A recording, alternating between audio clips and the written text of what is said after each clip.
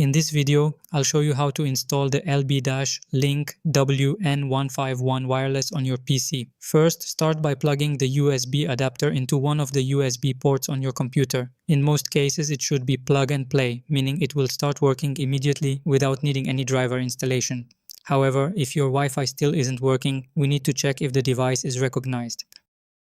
Right-click on the Windows Start button and select Device Manager.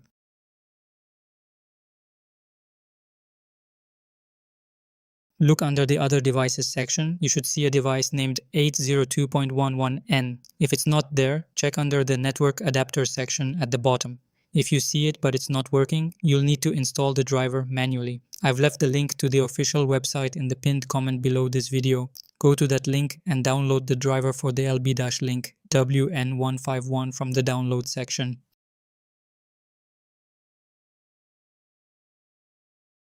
Once the download is finished, extract the compressed file.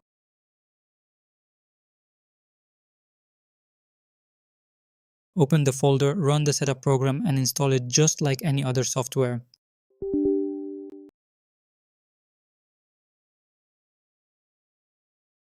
After the installation is complete, the adapter should start working perfectly and you will see all the available Wi-Fi networks appearing on your taskbar. And that's all. Your Wi-Fi should be up and running now. If this video was helpful, please give it a thumbs up and subscribe for more tech tutorials.